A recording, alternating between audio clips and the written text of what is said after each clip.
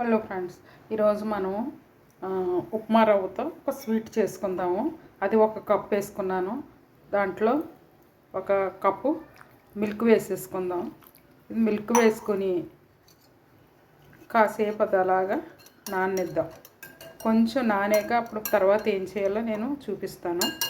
అది కాసేపు 2 నిమిషాలు నానాక తర్వాత మనం చూసుకుందాం. చూడండి, ఇది కొంచెం నానింది కదా, ఈ పాలు పీల్చేసుకుంది.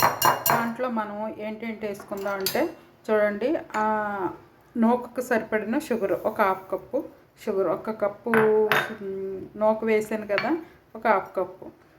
అలాగే ఒక 1/2 కప్పు మైదా వేస్తున్నాను. తర్వాత ఒక 1/2 కప్పు కొబ్బరి తురుము. ఇవన్నీ వేసుకుని చక్కగా కలిపి మనం చిన్ని బిస్కెట్స్ లాగా మనం పెనం మీద వేసుకుందాం. దాంట్లో కొంచెం ఇలాచీ పౌడరు, కొంచెం బేకింగ్ పౌడరు, కొంచెం సాల్ట్, ఇవి కూడా ఇందులో వేసేసుకొని చాలా చక్కగా కలిపేసుకుందాం. ఇదంతా బాగా మిక్స్ చేసి మీకు చూపిస్తాను. చూడండి, ఇదంతా చక్కగా కలిపేసుకుంటే బాగుంటుంది. ఇంకో చూడండి, పిండి కలిపేసుకున్నాను. ఇది ఇలా ఉండాలి. మనం ప్యాన్ పెట్టాను, అందులో మనం వేసేసుకుందాం.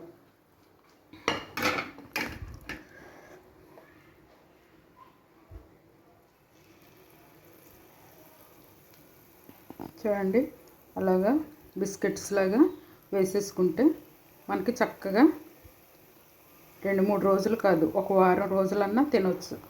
మనం ఫ్రిడ్జ్లో పెట్టుకుంటే వారం రోజులు తినేయచ్చు. బయట ఉంటే ఒక 2-3 రోజుల్లో తినేయచ్చు. ఇది కొబ్బరి, పాలు, రవ్వ.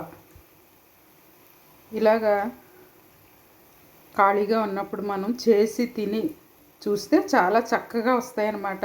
పిల్లలకేటి, పెద్దలకేటి, బాగా పెద్దవాళ్ళేటి, ముసలివాళ్ళేటి అందరూ తినచ్చు. ఇందులో మనకు అన్ని బలమైన వస్తువులే వేస్తున్నాను కాబట్టి అలా వేసుకోండి. అయ్యాక చూపిస్తాను. చూడండి, అన్నీ వేసేసుకున్నాను. కదపకుండా కాసేపు ఉంచాక అప్పుడు మనం బ్యాక్ చేసుకుందాం. చక్కగా ఉబ్బుతున్నాయి కదా, అవి చాలా టేస్ట్గా ఉంటాయి. ఈ కోకోనట్ వేసిన బిస్కెట్స్ లెక్క అనమాట ఇది. కాకపోతే మనం కొంచెం మిల్క్ అది యాడ్ చేసాం కదా, అందుకని ఎక్కువ రోజులు ఉండవు. తక్కువ రోజుల్లోనే మనం అవగొట్టేసుకోవచ్చు. చూడండి, అంతా చక్కగా వేగిపోయి మనం తీసి పక్కన పెట్టుకుందాం. ఇంకా ఆయిల్ ఎక్కువ వేస్తే ఇంకా ఉబ్బినట్టు వస్తాయి. కాకపోతే ఆయిల్ ఒకసారి వండింది మళ్ళీ వండకూడదు అంటున్నారు కాబట్టి నేను అలా చేయలేదు, తీసేస్తున్నాను. చూడండి, ఎంతో టేస్టీ అయిన రవ్వ కొబ్బరితో స్వీట్ రెడీ అయిపోయింది. మనకి ఈవినింగ్ టైము పిల్లలకు వచ్చినప్పుడు స్నాక్స్ ఏమీ లేదు అన్నప్పుడు ఇది ఇలా చేసుకోవచ్చు. చూడండి, చక్కగా స్మూత్గా విరిగిపోతుంది కదా, ఇది తినడానికి కూడా చాలా బాగుంటుంది. ఇలా మీరు చేసి తిని నాకు కామెంట్ రూపంలో తెలియజేయండి.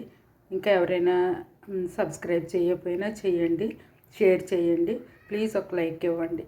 ఓకేనండి, మరొక డిష్తో మళ్ళీ కలుసుకుందాం.